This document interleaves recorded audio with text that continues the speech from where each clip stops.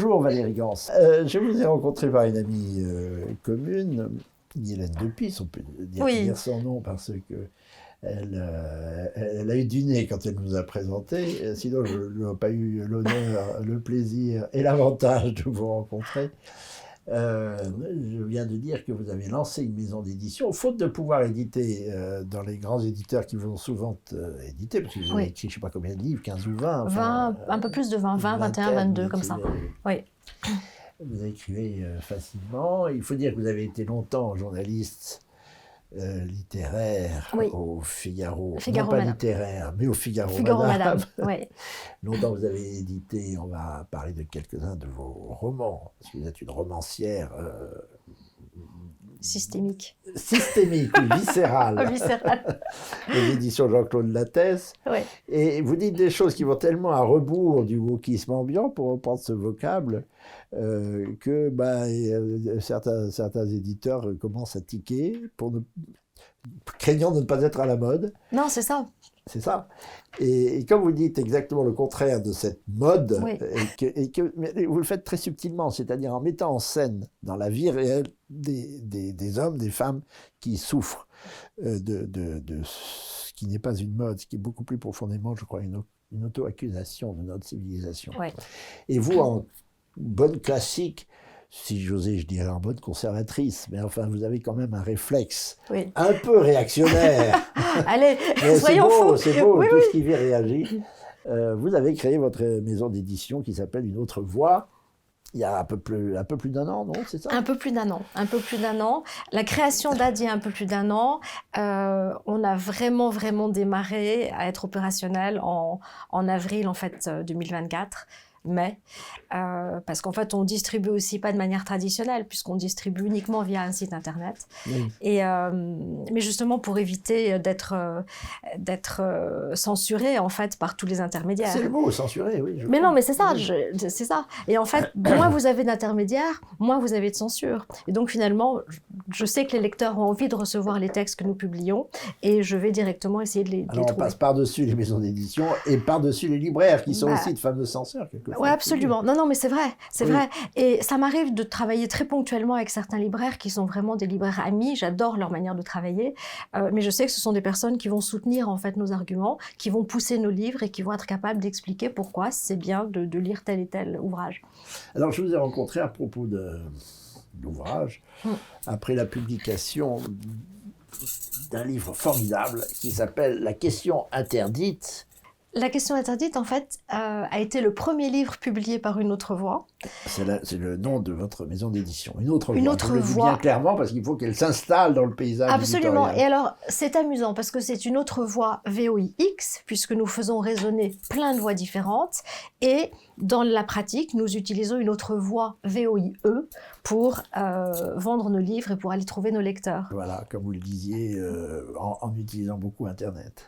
En utilisant beaucoup Internet. Alors, il faut se reporter à votre site, mais pour que tout le monde comprenne bien, commençons par raconter un peu l'histoire de la question interdite, parce qu'elle est absolument passionnante et elle dit bien le projet général de votre œuvre, parce que vous finissez par faire une œuvre et qui a sa ligne directrice très combattante pour remettre au fond les pendules à l'heure. C'est l'idée.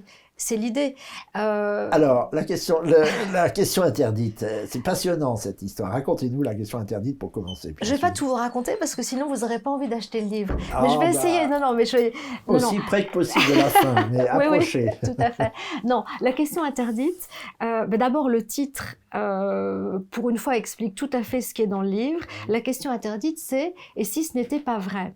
Et c'est un livre évidemment très controversé, en tout cas très controversé pour toutes les personnes qui flirtent avec le wokisme ou qui sont carrément contaminées par ça, parce que ça remet en fait en cause l'accusation qu'une jeune femme, qu'une jeune fille va faire par rapport à un homme. En fait, elle va accuser un homme qui a été son mentor, d'avoir... Avec une grande différence d'âge, dites quand même. Avec une grande différence d'âge, absolument. L'héroïne, si on peut dire. L'héroïne est toute jeune. L'héroïne a 13 ans au début du livre. Elle rencontre un homme de 40 ans quand elle en a 13. Exactement, voilà. Et elle rencontre un homme qui a la quarantaine, mais elle ne le rencontre pas du tout pour des questions ni amoureuses, ni même amicales, mais c'est simplement que cet homme est vidéaste et qu'il a besoin d'une jeune femme pour construire un décor de théâtre un peu à la Bill Viola, en fait, pour imprimer sur sa pellicule plein de sentiments, enfin voilà. Heureusement qu'elle n'avait pas 14 ans, parce qu'on aurait dit que vous aviez raconté l'histoire d'Emmanuel, du petit Emmanuel qui avait 14 ans quand il a rencontré une femme de 40 ans. Mais vous avez bien fait de dire que l'héroïne a 13 ans. J'ai pas fait exprès. Ouais, mais pas mal, effectivement. Alors donc, elle rencontre... Mais ça, dans mon histoire, ça dure moins longtemps. Oui. Ouais, cette histoire. Ça finit beaucoup plus mal. Ça finit mal, ça finit mal. Alors ça finit mal. Alors racontons un peu l'histoire. Et alors d'abord, elle n'est pas très belle. Elle n'est pas très belle, elle n'est pas très populaire. C'est un terme que j'aime pas, mais je sais que dans les classes, c'est très très juste. Vous avez des enfants qui sont ou des adolescents qui sont des leaders, qui sont suivis et on les aime, etc. Et puis il y en a d'autres qui sont un peu laissés à l'écart. Et elle n'est pas très belle, elle a un peu mal dans sa peau, elle est un peu timide et elle fait partie de ces personnes qui sont à l'écart et tristement, en fait, elle veut se raccrocher, elle veut se faire valoir, etc. Et en fait, elle est rejetée. Et le jour où elle va rencontrer cet homme, qui va finalement la révéler à elle-même, avant de la révéler aux autres, ça va lui donner de l'assurance et tout d'un coup, elle va rentrer, tout d'un coup, elle aura plein d'amis, tout d'un coup, tout le monde voudrait être son amie et elle va devenir tout à fait une figure de proue de sa classe. D'ailleurs, même ses notes vont s'en ressentir. Tout d'un coup, cette jeune fille s'épanouit. Elle est active, elle s'épanouit, elle est même plus jolie, enfin, voilà. Et surtout, elle est bien mieux dans sa peau.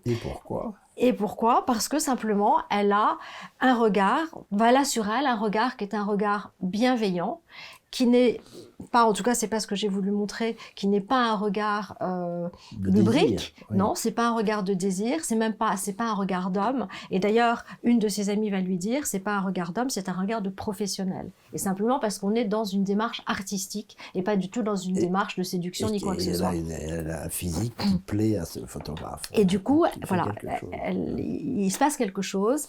Et je pense que chacun tire en fait un bénéfice de cette rencontre.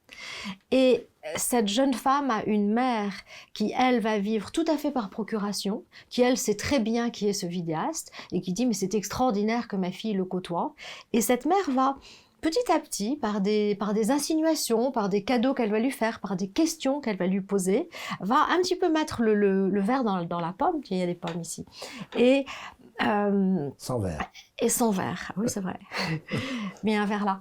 Et en lui disant, mais je ne sais pas, quand vous voyez tous les samedis pour travailler, tu vas à son atelier, vous êtes tous les deux tout seuls, est-ce que il te fait pas, elle lui dit un petit bisou en fait avant de te quitter, voilà. Et cette jeune fille qui non seulement n'était pas très bien dans sa peau à l'école et qui a envie aussi d'être aimée de sa mère, il faut savoir que son père est mort. Son père est mort quand elle avait 8 ans et je pense qu'il y a aussi une histoire de transfert en fait entre cet homme de 40 ans et le père, je crois. Elle a besoin d'une présence masculine et d'un regard masculin, je crois. Et elle se rend compte que les histoires qu'elle va raconter à sa mère quand elle rentre de ses séances de travail font que sa mère va s'intéresser à elle. Et plus sa mère a envie d'entendre des choses, elle est fine en fait, cette héroïne, et plus sa mère a envie d'entendre des choses, plus elle va aller dans son sens et plus elle va lui dire. Alors c'est un milieu très moderne puisqu'elle s'appelle Shirin. Elle est d'origine iranienne, son père était iranien.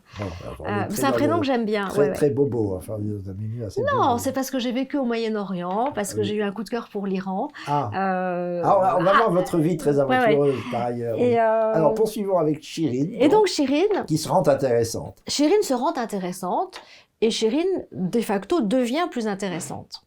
Et puis un jour, Shirin va rentrer d'une de ses séances de travail et là, elle fonce dans sa chambre, elle pleure, elle claque la porte, elle veut plus parler à sa mère, elle veut plus rien manger pendant 48 heures, etc. Et là, sa mère dit « bon, j'ai très bien compris, je sais ce qui se passe » et elle l'emmène au commissariat pour faire une déposition. Et à partir de là, tout va basculer.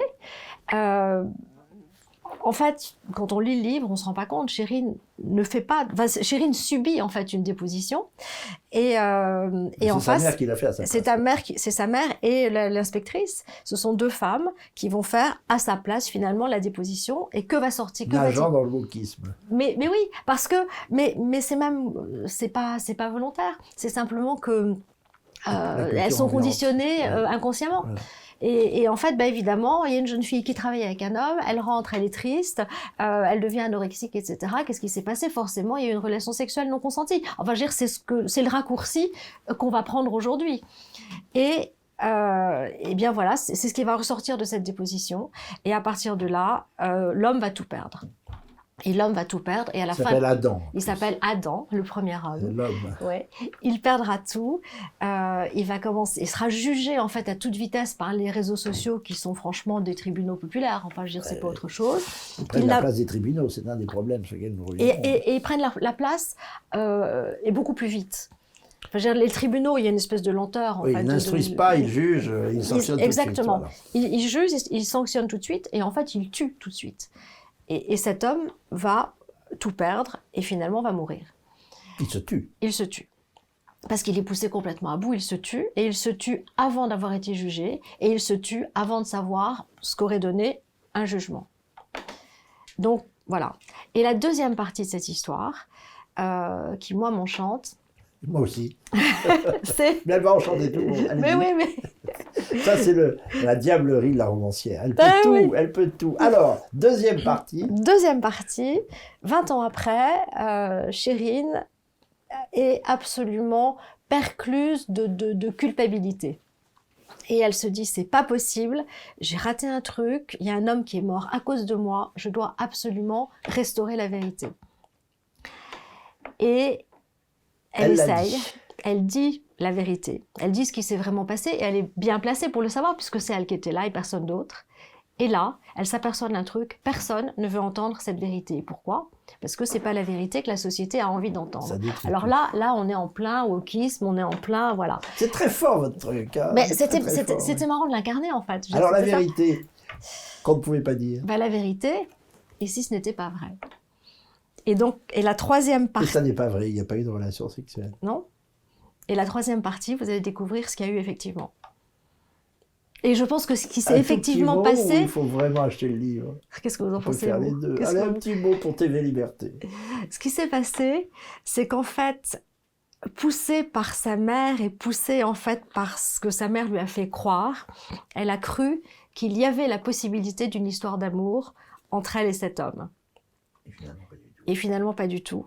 Et quand elle s'est rendue compte que pas du tout, parce qu'il l'a repoussée, elle a été dévastée. Mais elle s'était montée le bobichon à cause de ses copines. À cause de tout, à cause de ses copines, à cause de sa mère. Elle s'était montée le bourrichon toute seule. Et une culpabilité de la mère. Mais absolument. C'est drôle parce qu'il y a un livre. Alors je ne sais pas si nous allons en parler, mais comme j'ai commencé, je finis aussi. Une conversation, personne ne nous écoute, donc c'est parfait. Très bien, oui, ça c'est très très bien. Ça m'a fait penser à Spingora, vous savez, l'accusatrice de Gabriel Maznev, ouais.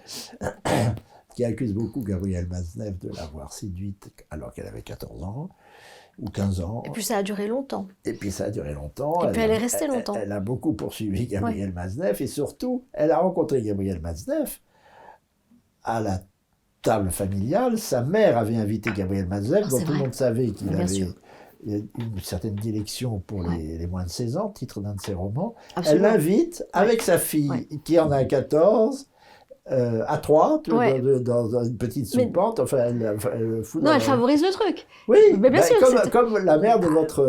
on reviendra sur Maznev, mais si on revient, si on va par là, c'est exactement ce qui s'est passé aussi quand cette mère a amené sa fille, je crois que c'était Roman Polanski, et il y avait un tournage, etc. Oui, Polanski, c'était la même chose. C'est la même chose. Donc il y a cette espèce de... La perversion des mères. Je sais pas, mais en tout cas, il y a... Qui ensuite sont des accusatrices. Oui, mais il faut remettre les choses dans leur contexte aussi.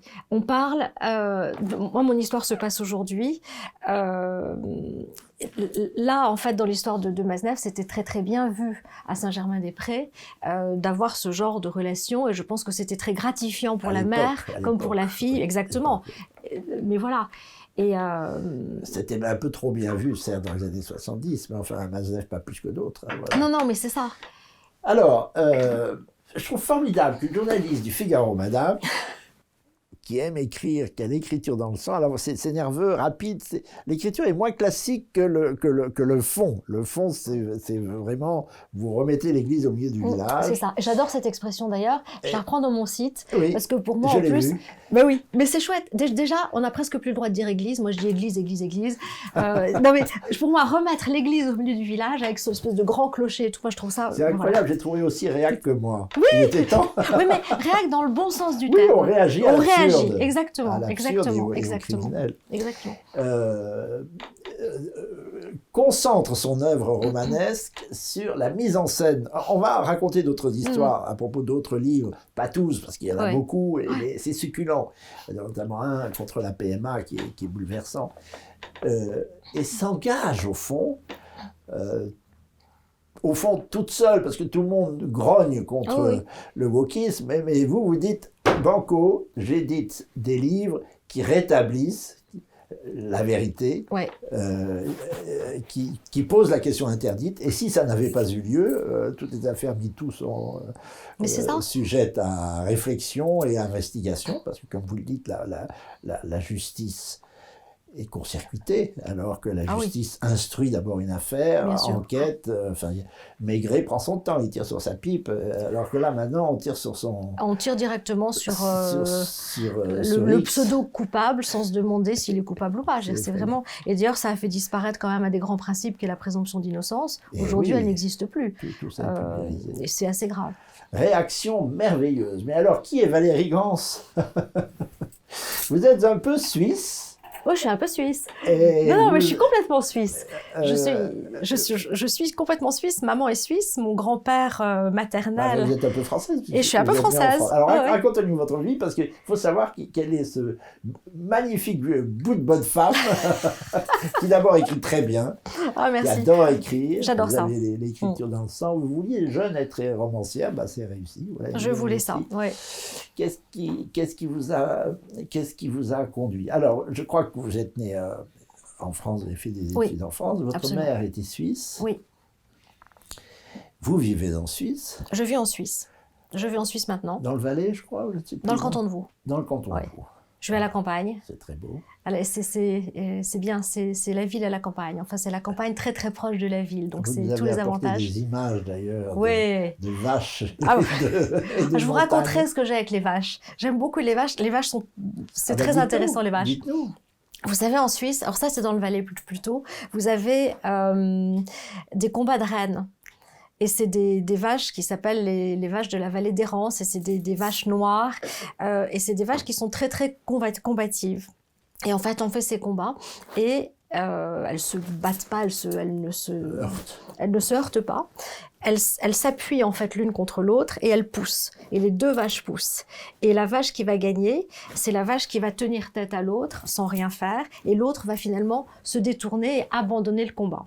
Donc c'est vraiment une espèce de force tranquille, et c'est tout à fait pacifique. Alors moi j'ai fait des enregistrements de vaches, de cloches, parce qu'on a plein de cloches. Ah, et en c'est fait, la Suisse. Mais oui, et dans nos troupeaux, il y a, en fonction du rôle en fait de la vache dans le troupeau, la cloche est différente. Donc vous avez des grosses cloches, des moyennes cloches, des petites cloches, et puis le son est différent. Et quand on les enregistre, ça fait une espèce de symphonie de cloches extraordinaire. Bon, revenons à nos moutons. Attention, je vais venir vous voir. Alors, vous avez aussi une maison au Maroc, mais ça, je ne foutrais pas les pieds. D'ailleurs, ne m'invitez pas, mais je n'irai pas. Mais je le ferai peut-être. Hein. À Marrakech, en plus. Oui, mais c'est chouette, franchement. Ah oui? Franchement, oui. Mais vous savez... Ça, vous avez un petit côté bobo, là, quand même. Non, pas du tout, pas du tout. Non, pas du tout, parce que ce ne sont pas des postures. J'apprends le marocain. Oui. Je crois que quand on côtoie une culture, c'est intéressant de la côtoyer vraiment de près, donc d'essayer de comprendre, de discuter avec les gens. Et quand on parle leur langue, finalement, les relations changent et sont complètement différentes. Mais bien sûr. Oui. Et j'aime beaucoup le côté oriental du Maroc, j'aime beaucoup leur gentillesse, j'aime beaucoup leur sagesse. Vous avez plusieurs plusieurs peuples en fait au Maroc, puisque vous avez ah oui, le peuple des montagnes, mais le nord, le sud, c'est très, et c'est vraiment très très varié, c'est vraiment très très intéressant. Et c'est vrai que j'y passe pas mal de temps et j'aime bien et j'apprends beaucoup. Et quand on parle de remettre l'église au milieu du village, enfin là ce serait plutôt la mosquée au milieu du village, mais il y a une... Rassurez-vous, elle y est. Quand vous êtes là-bas, au Maroc, il y a des vrais problèmes. Et on n'est pas en train, dans un Occident où on est très confortablement dans notre salon, etc., ou dans notre canapé, on n'est pas en train de se demander si on est un garçon, une fille, un teckel ou je sais pas quoi. Eux se demandent comment ils vont manger, ils se demandent comment ils vont ne pas avoir froid, ils se demandent comment on va nourrir les enfants, etc. Ils se demandent comment ils vont trouver de l'eau. Et ils ne se posent pas toutes ces questions futiles que les Occidentaux gâtés se posent. Futiles, oui.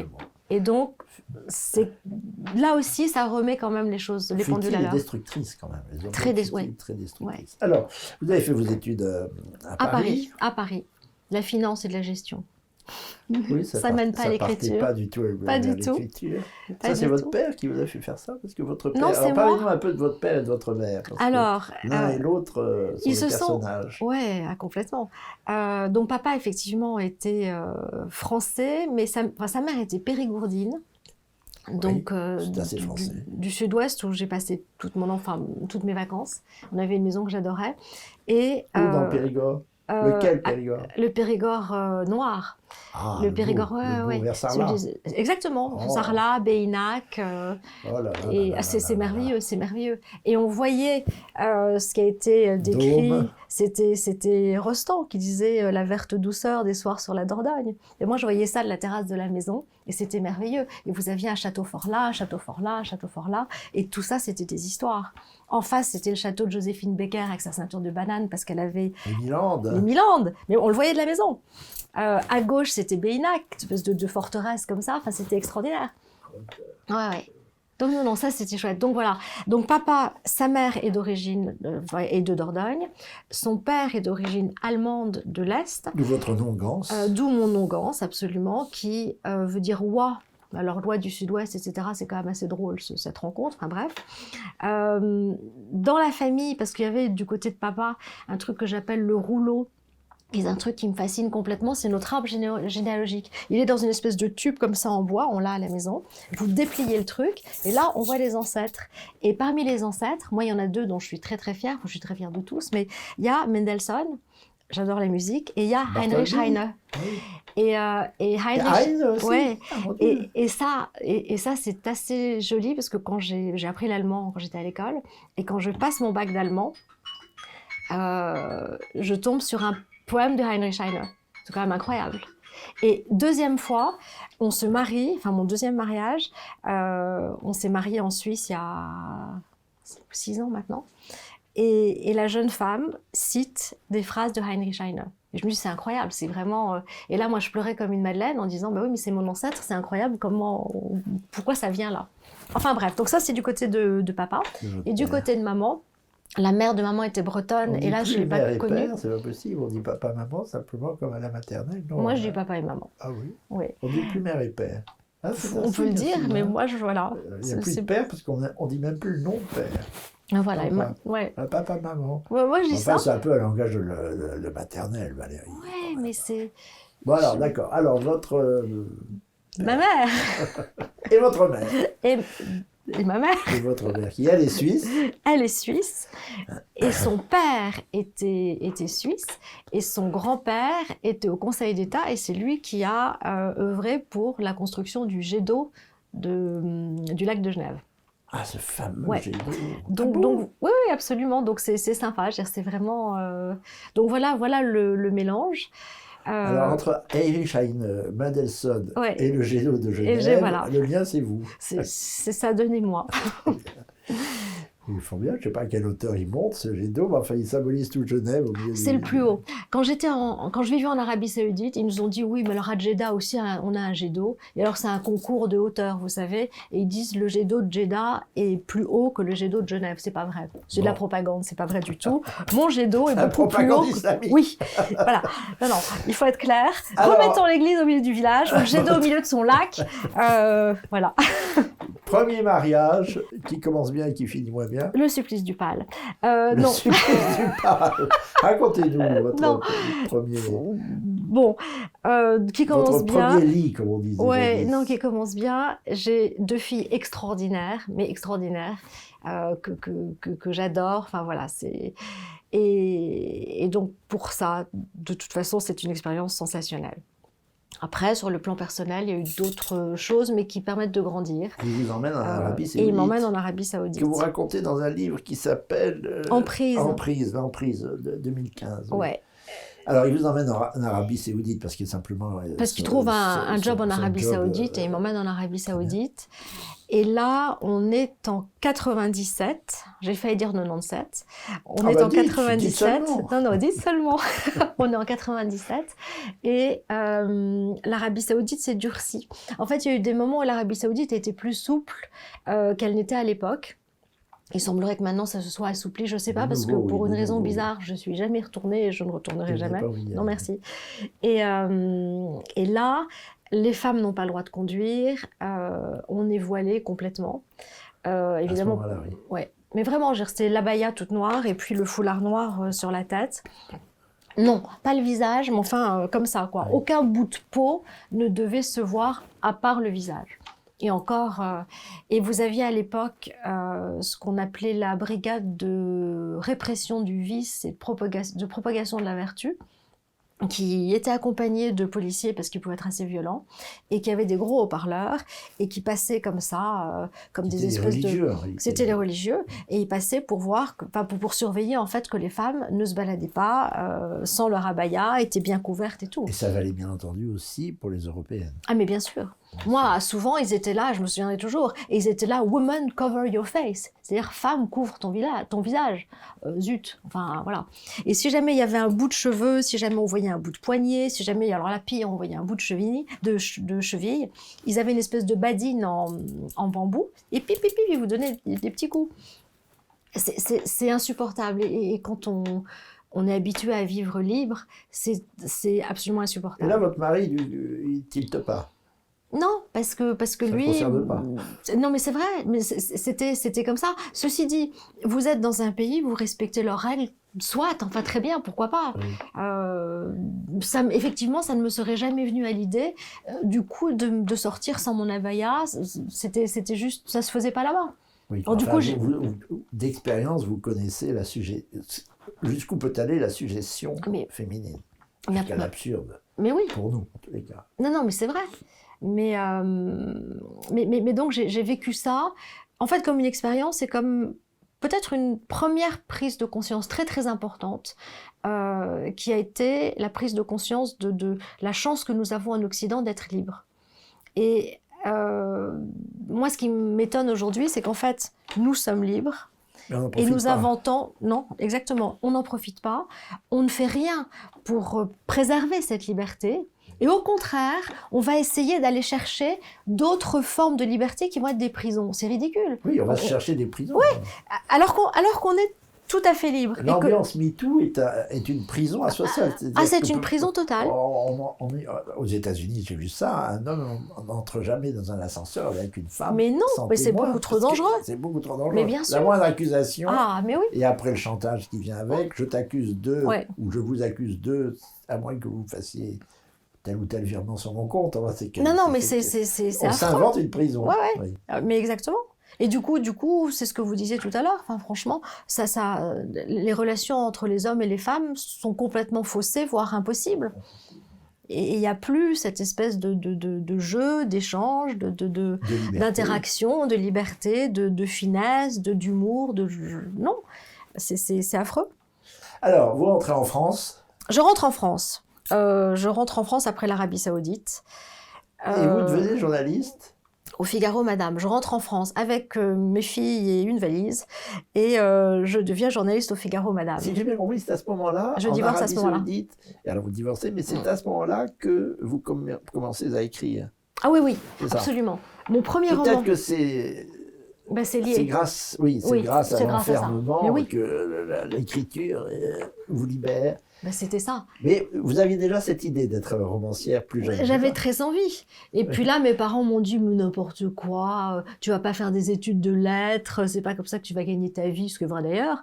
Mais voilà. Et du coup, je fais des études de finance. Alors franchement, c'est vraiment le grand écart. Aujourd'hui, ça me sert, cela dit. Et oui, avec la maison d'édition. Oui, non. Enfin, mais aujourd'hui, c'est pas mal de regrouper toutes ces choses-là. Et c'est vraiment ce qui s'appelle une vie réussie. Ah non, c'est des passions et c'est beaucoup de chance et c'est une succession de rencontres. Et au Figaro Magazine, justement, vous rencontrez beaucoup de gens. Au Figaro Madame. Ouais. Madame. Oui, c'était très sympa. Et surtout, j'ai rencontré beaucoup d'auteurs et j'ai rencontré beaucoup de livres. Et puisqu'en fait, quand on est chroniqueur littéraire, on lit plein de choses. Et pour moi, ça, c'était merveilleux parce que les livres affluaient. Et c'était Noël absolument tous les jours. Et j'en lisais.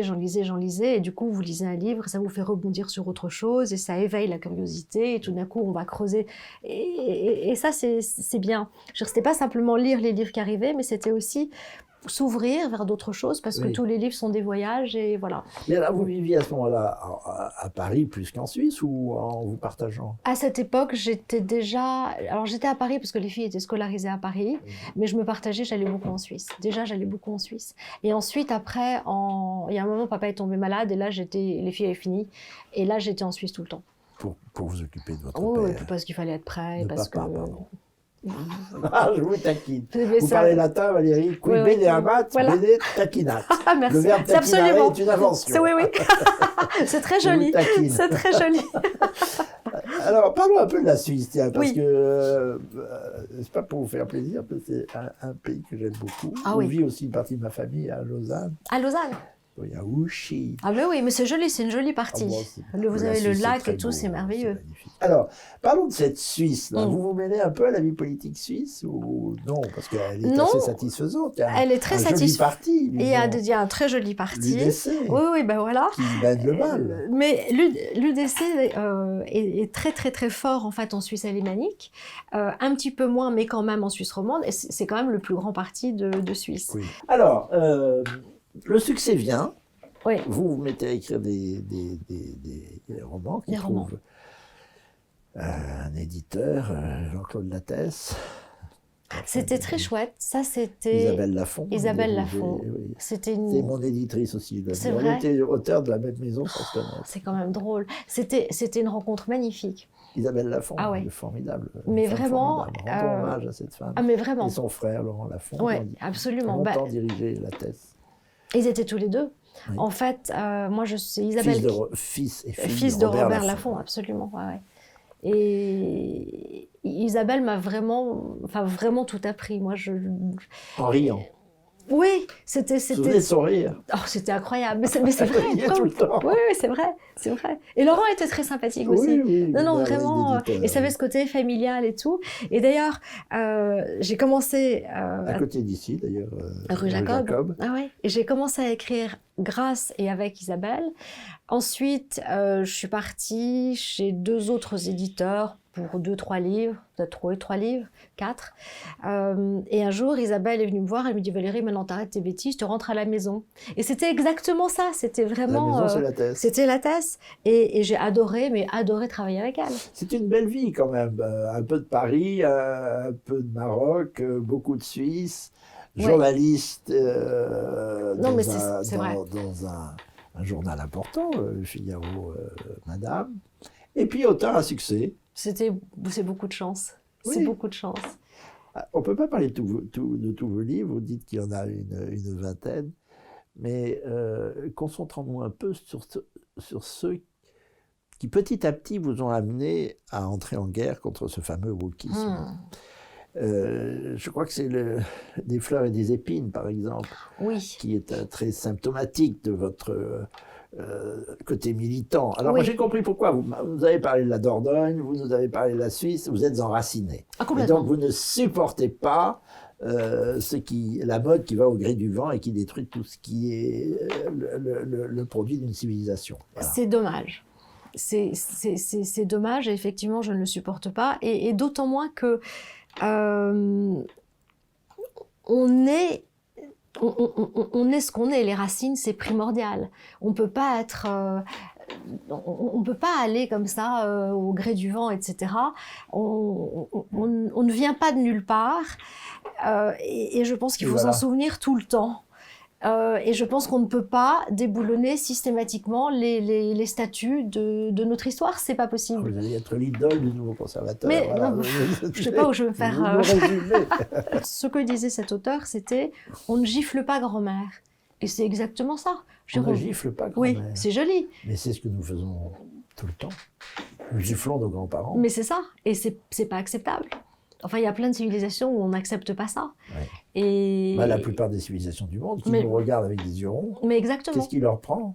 Mais exactement. Et donc, effectivement, vous avez raison, je suis enracinée et c'est précieux. Et c'est précieux et je suis contente parce que mes enfants sont enracinés. Je pense qu'il faut vraiment préserver ces racines. Alors, pour en revenir aux fleurs et les épines... Alors, les fleurs et les épines, alors, grand livre et grand sujet. Racontez-nous un peu les fleurs et les épines. Je crois que c'est un livre de 2000, je ne sais plus combien, 2015. Ça doit être peut-être 2018. Non, ça a été après, je crois. Non, c'est peut-être avant. Enfin bon, 2000 quelque chose. Je vais rectifier, je vais regarder sur Doctus cum libro ou cum internet. Ouais. Alors, des fleurs et des épines. Donc, des fleurs et des épines fait partie d'une trilogie qui commence avec Le bruit des silences. Ça se passait en Dordogne, sur les constellations familiales. Les fleurs et des épines, c'est le deuxième. Sur les constellations familiales. Oui. Un mot alors. Ça, c'est le fait, en fait, de reproduire de génération en génération les mêmes schémas. Et on s'aperçoit qu'en fait, c'est à peu près systématique. Je veux dire, vous allez tomber amoureux du même type de personne, vous allez faire les mêmes choix, vous aurez les mêmes comportements face aux mêmes situations. Enfin, c'est inouï. Et vous avez effectivement des familles où de génération en génération, vous voyez la même histoire qui va se reproduire. Et si jamais vous avez un traumatisme, il va se balader de génération en génération. Il n'y a pas de problème, c'est mathématique. Et vous avez des personnes qui se sont dit, mais maintenant, il faut essayer d'en sortir, donc analyser le truc et tout ça.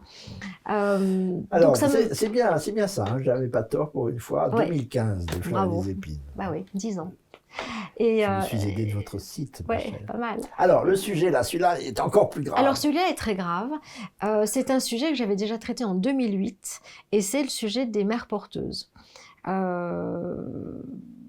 J'ai eu des enfants, je sais que quand on porte des enfants, il se passe des choses pendant les 9 mois où on porte ses enfants. Il se passe des choses qui sont des choses affectives, qui sont des choses biologiques aussi. Attention à ce que vous dites, je vais vous poser une question théorique, mais continuez. Bon, tout un tas de trucs qu'on ne peut absolument pas nier. Et peut-être que si on n'a pas porté d'enfants... On parle à ses enfants.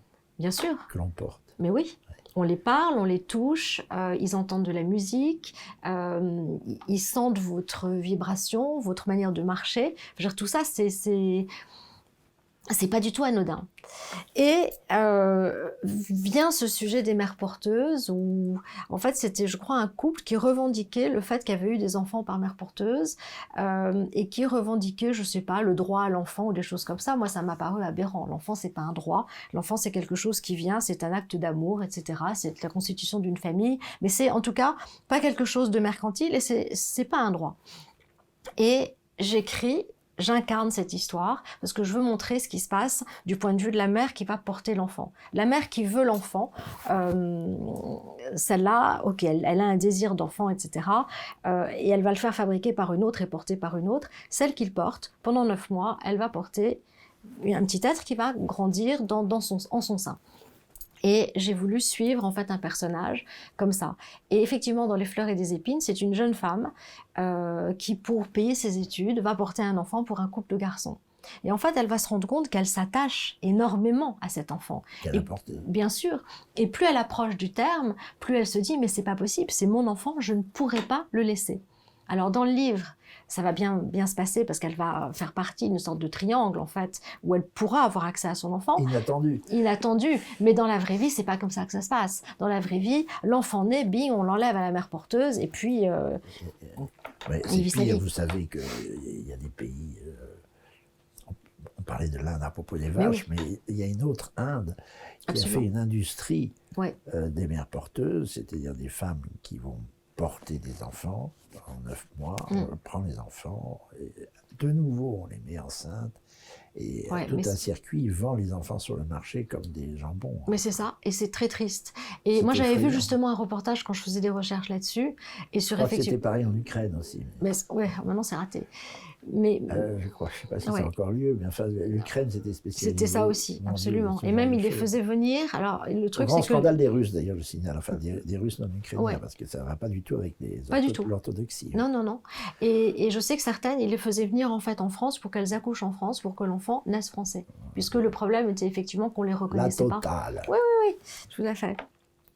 L'Inde, c'est vrai, j'avais vu un reportage très très émouvant d'une femme à qui on enlevait justement son enfant. Et c'était terrible. Et c'était la première fois qu'on montrait ça. Parce qu'en fait, on le conçoit jamais du côté de la femme qui a porté l'enfant. Alors, une fois, il y a une Maldonne, vous racontez cette histoire. Racontez-nous une surprise. Il y a une surprise parce que quand on a recours à une mère porteuse, vous avez la mère porteuse et vous avez la donneuse de gamètes. Et en fait, soit c'est la même personne, soit c'est une personne différente. Et quand c'est une personne différente, vous pouvez choisir la donneuse un peu sur catalogue, en fait. Le tripatouillage aussi. Non, non, mais c'est... Ah oui, bien sûr. Et donc, vous choisissez. Et là, effectivement...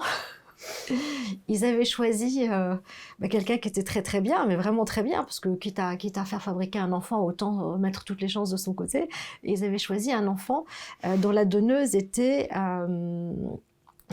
sortie major de Harvard, et puis avait un poste, je sais pas quoi, d'avocate, enfin vraiment, c'était une femme très très bien. Ils se sont dit, mais ça c'est génial, on aura une mère extraordinaire, on aura des gènes extraordinaires dans notre enfant. Et l'enfant naît un peu métisse. En fait, pourquoi? Parce qu'ils étaient tellement enfermés dans leurs croyances et dans leurs préjugés qu'ils ne pouvaient pas se dire que la donneuse qui était major d'Harvard pouvait être noire. Et quand j'ai inventé ce truc-là, j'étais là et je rigolais toute seule. J'étais là sur mon ordinateur, je dis « Non Valérie, tu vas pas faire ça. » Je dis « Si, je vais faire ça. » Oui, je vais dire « Je vais faire ça. » Vous parlez en vous disant « C'est trop audacieux. » Oui. Allez, vas-y quand même. Et après, je me suis dit « C'est trop drôle. » Parce que c'est juste. Bien sûr. Bien sûr. Ça vous amuse d'écrire. Hein. Ah oui. Ah oui. Alors, vous avez dit, chemin faisant quelque chose, je ne vous ai pas arrêté parce que je voulais y revenir. Une mère parle à son enfant, elle vit avec son enfant. C'est-à-dire que l'enfant a un début de vie dans le ventre de sa mère. Bien sûr. Je vois où vous voulez. Mais je veux en venir là, Valérie, parce que je suis scandalisé depuis le début, depuis la loi Veil, moi. Ce sont des êtres que l'on tue quand on avorte. Voilà. Vous venez de le dire vous-même. Non, c'est vrai. Alors, je serai plus nuancée, mais je ne sais pas si j'ai raison d'être plus nuancée, je ne sais pas. Parce qu'à vrai dire, je ne me suis jamais posé la question en ces termes. Comment dire? Est-ce, quand on est enceinte, on considère que l'enfant est un être à partir du moment où il est viable? Non, je dis n'importe pas du tout. On considère que l'enfant est un être à partir de 3 mois ou quelque chose comme ça. Oui, et en on fait, sait pas très bien d'ailleurs. On ne sait pas très bien. Non, mais justement. Parce qu'il y en a pas. Non, et en plus, là où je vais complètement dans votre sens, c'est qu'en fait, dès le départ, vous avez un petit être qui va faire 1,5 cm, 1,7 cm, et vous entendez son cœur, et vous voyez son électrocardiogramme comme ça. Donc oui, c'est un être vivant. Et effectivement, c'est encore au stade où on peut avorter. Mais on n'a pas le droit de mettre des êtres vivants. Effectivement, ça veut dire qu'effectivement, on tue un être vivant. Je suis complètement d'accord. Et effectivement, ça pose un problème déontologique grave. Tellement grave qu'on éprouve le besoin, comme si c'était la valeur suprême d'inscrire de le mettre dans la Constitution. Ça, je pense que c'est ridicule parce que c'est... Oui, d'abord, ça n'a rien à faire. Ça n'a rien à faire dans la Constitution. Ça n'a rien d'autre de sacré, ça n'a rien à faire dans la Constitution. Ça n'a rien à faire dans la Constitution. Mais si, parce que ce droit-là d'éliminer ce qui vous gêne, en réalité, c'est l'alpha et l'oméga d'une espèce de modernité devenue folle, et c'est pas très loin non plus de vos préoccupations classiques, on peut dire. C'est juste. Du rétablissement d'un certain classicisme. Non, mais c'est vrai. Alors, simplement l'histoire... de la famille. Oui, mais l'histoire de la loi Veil, quand même, l'avortement n'était pas un moyen de contraception. Et ça ne doit pas être ça, à l'origine. Non, pas du tout. Pour feu, Madame Veil, du tout. Non, elle estimait que c'était, si jamais il y a une anomalie, elle estimait que c'était si jamais il y a eu un viol. Et donc, en fait, pourquoi mettre au monde un enfant qui de toute façon, sera prétendument mal dans la société dans laquelle il va arriver. Donc bon, ça pouvait L'adoption a quelquefois donné de bons résultats. Mais enfin, bref, c'est pas tout à fait notre sujet. Encore que l'on touche du bout de l'aile. Mais ce sont les choses très complexes. Et Simone Veil, d'ailleurs, à la fin... oui, s'interroger elle-même. Ça fait partie des repentis. Alors, Giscard d'Estaing se repent pour le regroupement familial, Balladur pour sa politique européenne, ils se repentent tous. Et Madame Veil... Mais c'est très français de se repentir et de culpabiliser. On fait des bêtises, après on dit on a eu tort. Ouais. C'est incroyable. Alors voilà un grand sujet, la PMA. Ça, on va droit devant, non? On y va. Pour l'instant, la France tient le coup. Pour l'instant, c'est pas autorisé, mais pas tous les pays européens. Mais d'ailleurs, pas tous les pays, enfin même très proches. On le fait en Espagne, je pense qu'on le fait aux Pays-Bas, on le fait en Belgique. Oui, absolument. Et non, ça, on y va. Vous vous rendez compte qu'à la conception, cela donne des femmes, c'est-à-dire... c'est des ventres alloués. C'est des mécaniques, c'est des fours à pain, c'est en tant que femme, c'est pas très plaisant en fait d'entendre ça.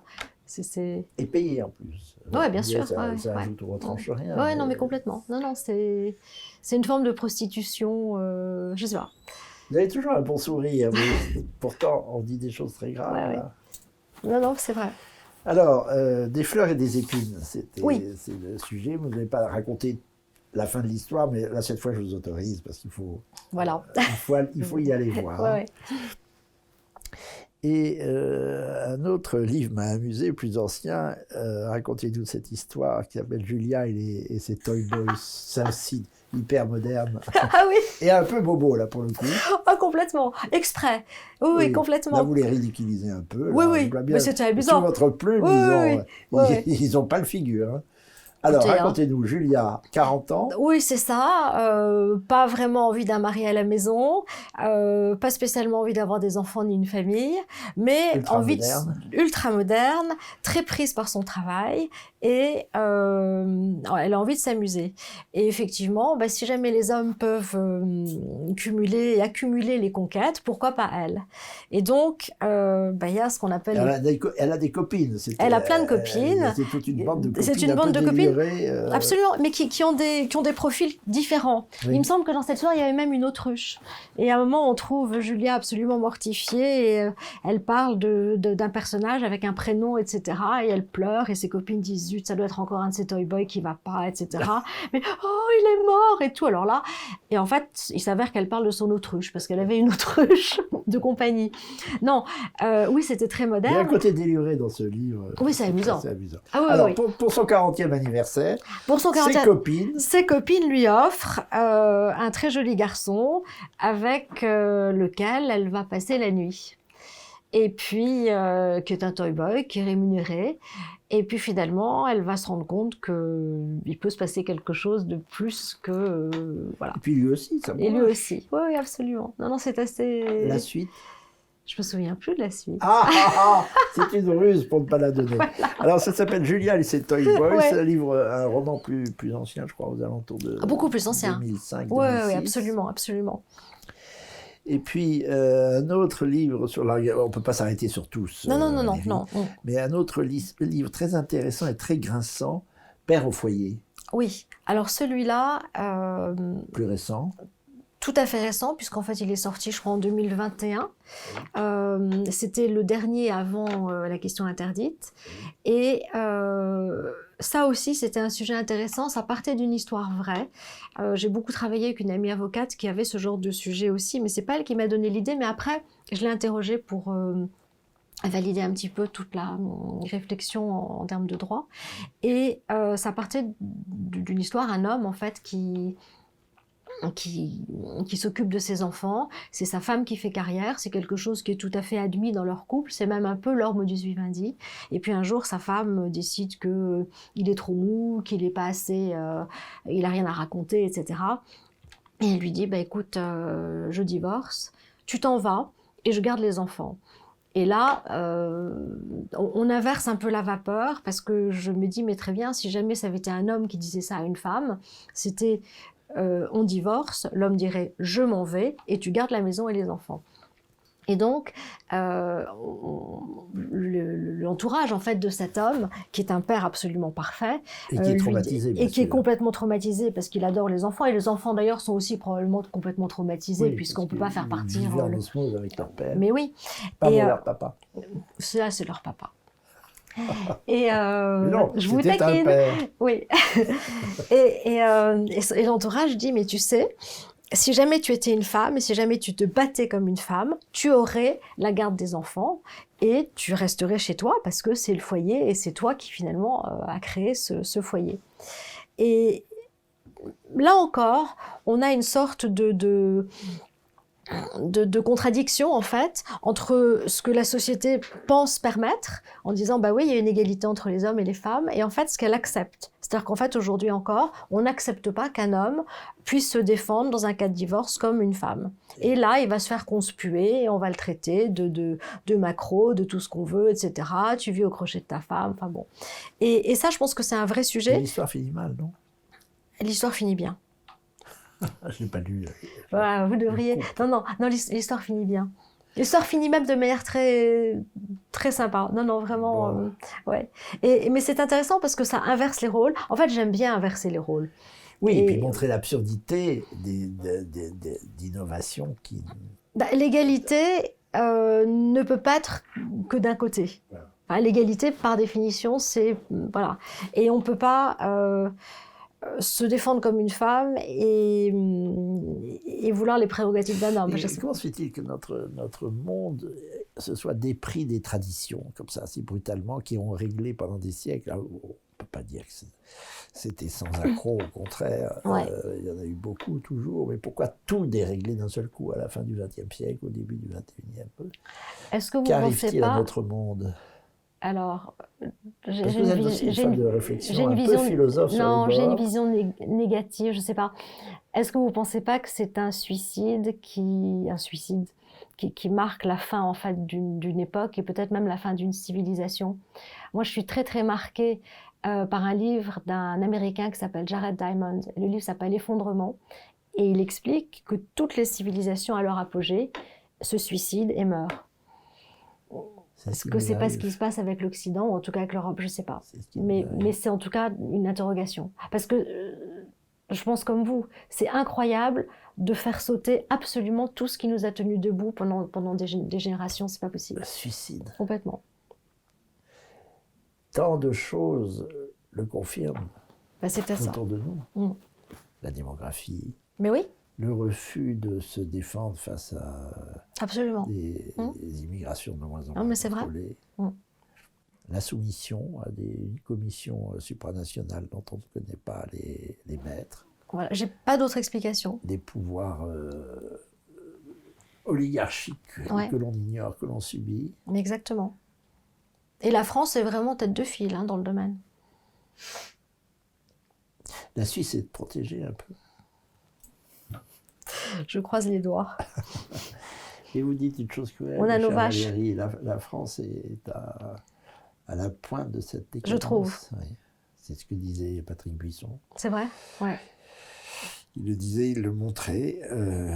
Et comme je le disais en entrée de jeu, le wokisme est une création française. C'est French absolument, Theory, tout à fait, absolument. Foucault. Alors, Foucault. Et je me marre, parce que Foucault, dans le genre, il n'a quand même pas des comportements extraordinaires.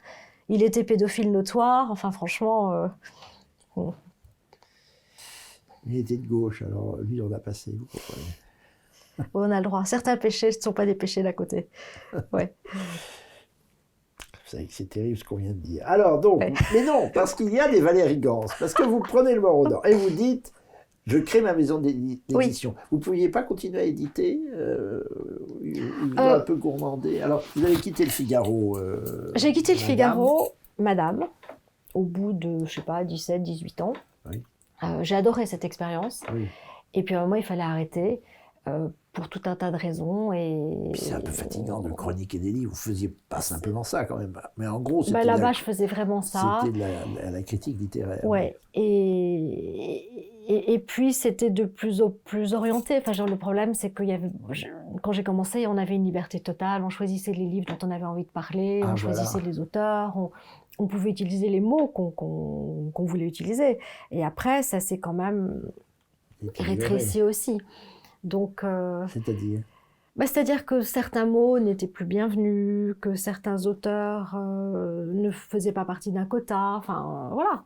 Ce qu'on peut constater dans la vie de tous les jours. Là aussi, les mots sont fliqués. Ouais. Mais vraiment, il y avait des mots interdits. Comme écrivaine, oh, si vous voulez. Vous avez une affection particulière pour les mots, au point d'ailleurs que vous avez écrit un livre dont l'auteur est à la fois vous et la langue française. En fait, c'est un recueil. C'est la langue française qui se rebelle. C'est la langue française qui se rebelle. Alors. Ça, c'était très amusant. On a sorti ça chez Une Autre Voix pour les fêtes. Une Autre Voix, votre ma maison d'édition. Et ça, c'était un petit peu un amusement. Enfin, on s'est dit, tiens, on va faire ce truc-là. L'idée est venue. J'étais chez l'imprimeur, on calait les couvertures parce que j'aime bien aller voir le travail tout au long du processus. Oui. Et je vois cette machine que moi j'avais rencontrée dans une vie antérieure quand j'étais dans la publicité, qui était une machine à gaufrer et à dorer. Et donc je la vois et je me dis, mais tiens, on devrait sortir un livre qui s'appellerait L'or des mots, avec l'or des mots écrit en or. Et on parle de ça, etc. Et on se dit, OK, qu'est-ce qui se passe avec les mots? Et justement, je reviens là-dessus, il y a plein de mots qu'on n'a plus le droit d'utiliser ou alors qu'on utilise très mal. Et donc, on est parti du principe que la langue française, qui s'est tue pendant des années, des millénaires, etc., maintenant, elle en a marre. Et elle dit... Maintenant, ça suffit. Vous malmenez mes enfants, vous les utilisez absolument à mauvais escient. Ce serait bien de remettre un petit peu, de redonner en fait son vrai sens à chaque mot. Et donc, on s'est amusé à faire ça, mais vraiment, au départ, c'était une boutade. Enfin, c'était vraiment un exercice de style. Et puis finalement, ça marche très bien. C'est amusant d'avoir une maison d'édition. En fait. C'est très amusant. La liberté est totale. La liberté est totale. La liberté est totale. Et quand vous demandiez si j'éditais ou... Je pense que la question interdite, je n'aurais pas pu l'éditer chez un éditeur classique. Vous ne l'aurez pas pris? Non, non. C'était trop destructeur pour la philosophie MeToo. Tout à fait. La question interdite, c'est un fameux livre. J'ai lu de bout en bout, je ne me suis pas arrêté. Ah vous voulez savoir. Alors, je vais vous gourmander sur un sujet. Dites-moi. Vous avez quand même la plume très moderne. Pourquoi vous passez-vous des guillemets? Vous savez, c'est très non, je l'ai fait. Oui, et des barres de dialogue.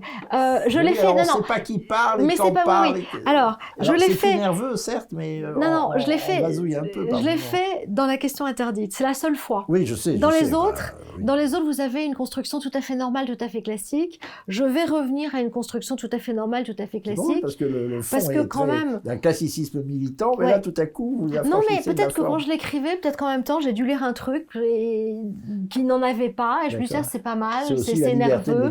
Pourquoi pas? La fantaisie de l'écrivain. Mais je vais revenir à ça, et je m'aperçois que dans les livres que j'édite, puisqu'on prépare en fait les manuscrits, en fait, je suis une ayatollah du dialogue et du guillemet.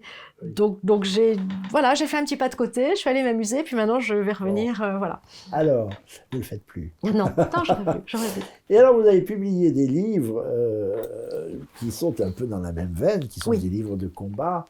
Une certaine Malédicte, par exemple, que j'ai rencontrée grâce à vous, et grâce à Guylaine Depy, que vous avez présenté, écrit un livre.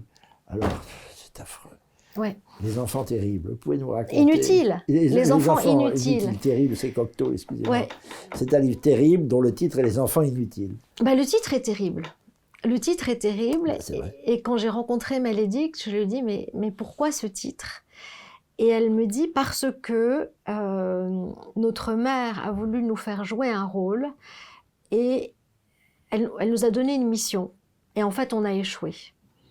Et donc, elle a considéré que nous étions inutiles parce que nous avons échoué dans la mission qu'elle nous avait confiée. Alors, quelle est l'histoire? Il faut raconter l'histoire. Et l'histoire... Même si vous n'allez pas jusqu'au bout. Non. L'histoire est en fait... Elle est croquignolette. Hein. Ouais. Comme m'a dit le graphiste, parce que à la fin, en fait, quand il a fini de composer le livre, c'est un très très grand lecteur et c'est un lecteur très fin. Et il m'a dit, là, on tombe de l'arbre. Et c'est vrai, on tombe de l'arbre. C'est l'histoire en fait d'une famille, et c'est une famille qu'on va voir déménager en fait, et on sent qu'il y a une espèce d'opprobre. Enfin, ils doivent changer de ville assez vite, on ne sait pas très bien pourquoi.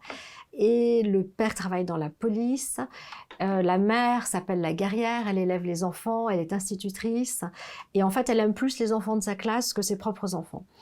Et on sent qu'il y a quelque chose de bizarre et de lourd dans cette famille, mais on ne sait pas quoi. Et les enfants sont là et essayent de deviner ce qui se passe. Et ils ne le comprennent pas. Là, il y en a 3 dans le livre. Ils ne comprennent pas ce qui se passe. Et puis, c'est l'aînée qui va s'exprimer de ses 4 ans à ses 40 ans. Elle a une sœur, ensuite il y a un petit frère. Et elle se dit, tiens, quand le petit frère arrive, il y a un changement dans la famille. Ma mère propose quelque chose. Voilà, ça va mieux. Puis finalement, ça ne va pas mieux. Et en fait, on va s'apercevoir qu'il y a toute une question de transidentité qui n'est pas avouée dans cette famille et qui va déborder en fait sur les comportements de tout un chacun dans la famille. Et à la fin, on va apprendre que le père préfère être une femme ou se sent femme. Je pense que c'est pas grave de raconter l'histoire pour le coup, parce que ce qui est intéressant en fait dans ce livre, c'est le drame dans son déroulé. C'est tout le drame dans son déroulé. C'est le père qui devient une femme. Sur le tard, il a 50 ans. Oui, c'est ça, exactement. Et en fait, c'est intéressant de voir à quel point, comment ça influence en fait les relations des uns et des autres dans la famille, comment ça influence la structure même de la famille, et puis pouvoir dire que ces enfants sont inutiles, c'est un truc qui est terrible. Enfin.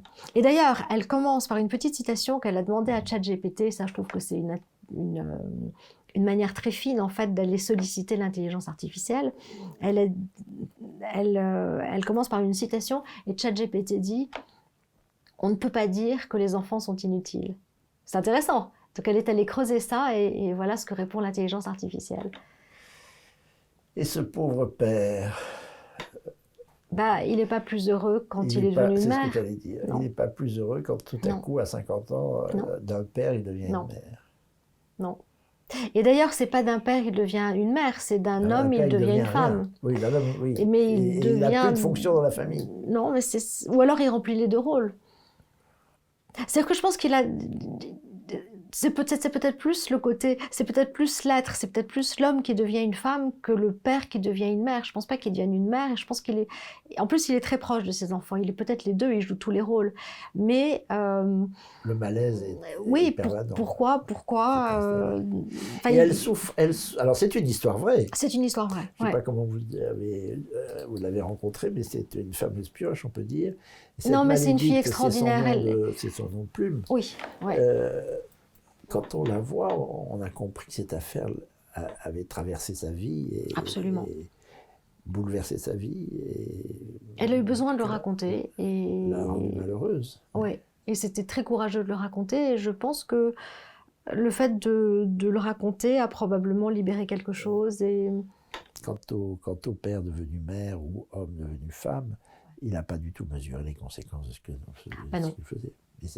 Mais parce que vous êtes... C'est partout pareil, on ne mesure pas les conséquences de ce qu'on fait. Non, mais c'est exactement ça. C'est le caprice. Mais exactement. Mais on revient à ça, et on revient au fait que c'est possible dans une société riche. Mais c'est pas possible dans une société qui ne sait pas comment elle va manger. Alors ça, vous nous avez dit quelque chose, revenons là-dessus. Hélas, il faudrait parler d'autres livres. Par exemple, l'auteur dira pas mal de choses à pas mal de nos auditeurs. C'est Charles-Henri Deslois, très connu par les auditeurs de Radio Courtoisie, qui fait des chroniques régulièrement. Et ces chroniques, qu'il appelle les chroniques radioactives, j'aime bien. Parce que c'est la radio, et radioactive parce que c'est presque réactionnaire. Tout à fait. Aussi. Bon. Oh, ça l'est. Il publie ses chroniques, cher Charles-Henri Deslois, à l'enseigne d'une autre voix. Et lui aussi, il a un peu ce ton de l'étonné permanent. Absolument. Qui regarde ses contemporains. Déconner à plein tube, si vous me permettez l'expression. Et alors, il a un côté candide, il montre l'absurdité de capricieux, c'est ce qu'on disait, des C'est personnages capricieux qui ne savent pas ce qu'ils font, Non. sous prétexte d'innover et de détruire les traditions. Ah mais complètement. Et il le fait très bien parce qu'il est très... Il y a toujours cette espèce d'humour caustique et Avec un sourire, toujours un sourire. Et puis une plume quand même flamboyante. Vous avez d'autres auteurs, je crois, Ouais. en vue, puisque la Absolument. maison d'édition démarre. Vous allez voir, elle va avoir un grand succès J'espère. grâce aux auditeurs et téléspectateurs de TV Liberté. Je compte sur vous. Ils vont aller sur votre Ouais. site. Il suffit de taper une autre voix. d'abord. Une autre voix, absolument. On tombe sur vos ouvrages. Ouais. Qu'est-ce que vous nous préparez, Valérie Gans? Ça vous allez rire. Ça, c'est un manuel de détoxification du wokisme. Ça, c'est un manuel de militantisme. Oui. Totalement. Alors là, achat obligatoire pour tous les Obligatoire. abonnés, Obligatoire. Vous le de trouverez. Liberté. Ah, mais complètement. Complètement. Et ça, c'est écrit par une Suissesse qui est une ancienne policière. Qui est journaliste, qui écrit des chroniques assez senties. Je l'ai découverte parce qu'elle écrivait sur un blog qui s'appelait Bon pour la tête. Et il y a beaucoup de réflexions. Et là, c'est comme ça que vous cherchez vos auteurs un peu? Non, je les trouve. Alors, elle, j'ai dû la trouver peut-être par LinkedIn ou quelque chose comme ça. Oui. Quelqu'un avait perdu... Si, je sais. Quelqu'un communique, elle a perdu son job sur une télé en Suisse et en disant ben voilà, je suis partie parce que je ne pensais pas comme il fallait ou un truc comme ça. Tiens. Et moi je dis ben écoutez, c'est très bien, peut-être venez chez nous, peut-être un jour un livre chez une autre voix. Et en fait c'est elle, donc pas la même personne mais qui avait lu le truc, qui me contacte et je dis ben, ce serait bien qu'on... et qui m'envoie justement des articles de ce blog Bon pour la tête. Et j'ai trouvé ça absolument génial.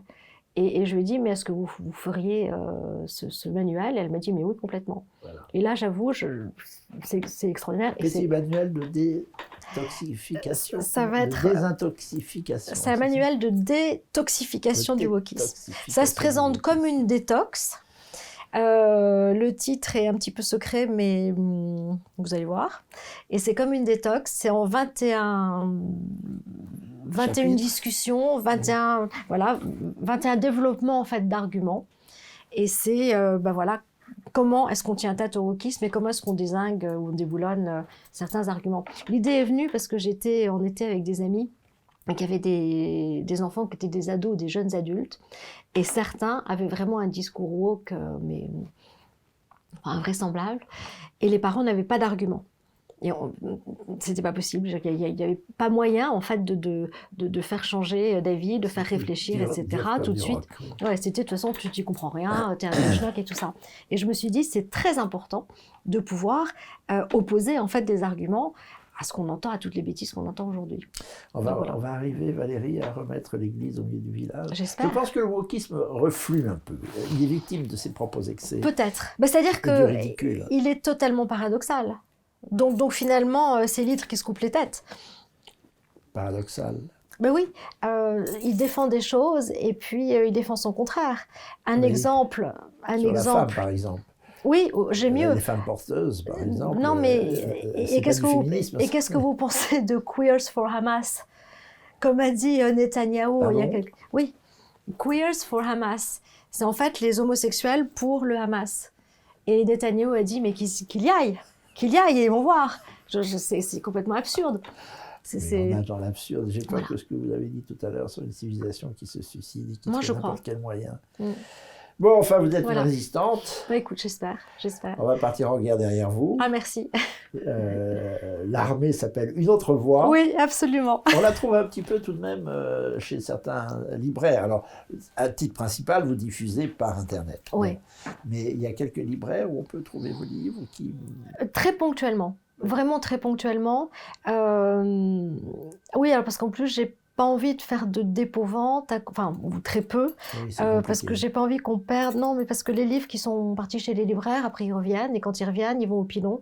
Et moi... c'est le cas de nouveaux conservateurs, on a quelques libraires, mais nous on va les chercher. On les garde dans nos réserves. Ben voilà, pour moi mon objectif c'est, il n'y a pas de pilon, 0 pilon, c'est-à-dire tout livre qui va être fabriqué va trouver un jour ou l'autre son lecteur. À propos, vous accepteriez un entretien pour le nouveau conservateur? Avec joie, bien sûr. On va poursuivre. J'ai pas envie de vous quitter. Non, non, mais moi non plus. Hélas, trois fois hélas, cette émission touche à sa fin.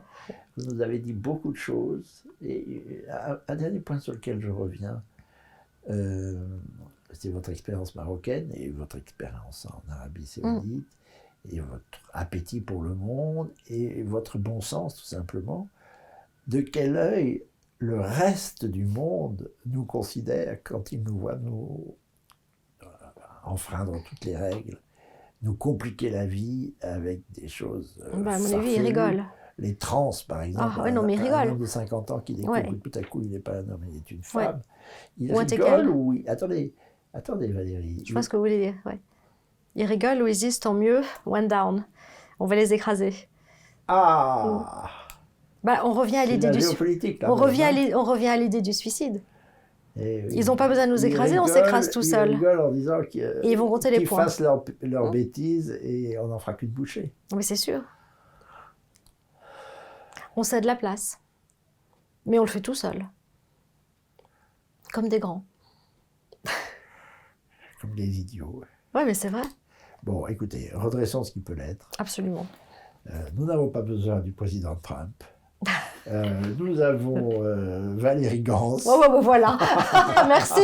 Alors là, je ne sais pas comment je vais le prendre. Et une autre voix. Ça nous suffit bien pour partir en guerre. Je vous remercie beaucoup de vous être prêté avec ce sourire permanent. C'est le sourire de l'intelligence et un peu d'une tristesse qui prend son parti des choses. Il faut. Ouais. Et je suis très content de vous faire connaître. Je voudrais que nous poursuivions ensemble. Vraiment avec joie. Avec plaisir. Que je puisse vous aider parce que c'est merveilleux cette réaction d'un petit bout de femme, comme vous l'êtes, infiniment séduisante, je dois dire. Je remercie encore Guillaume Lepis de vous avoir mis sur mon chemin. Je renvoie, puisque si je ne fais pas de publicité, personne ne le fera pour moi, à une autre conversation que j'ai eue avec quelqu'un qui n'est pas très connu, Emmanuel Gou, dont je parlais, qui parle si bien de la Russie et de sa vie à Moscou. Et je renvoie aussi à une autre conversation que nous avons diffusée, je crois, en décembre dernier, avec Alexandre Varro, qui raconte des choses intéressantes parce qu'un de ses enfants était trisomique, député, avocat au Front National. Je renvoie à l'ensemble de nos émissions, mais je suis sûr, Valérie Gans, que cette conversation-ci aura marqué spécialement les esprits. J'espère. Je pense que nous avons beaucoup de choses à faire ensemble pour contre-attaquer. C'est important. J'aimerais beaucoup. Merci beaucoup. Merci beaucoup et longue vie à une autre voix. J'espère. Et à bientôt. À bientôt. Merci beaucoup. À bientôt. Merci.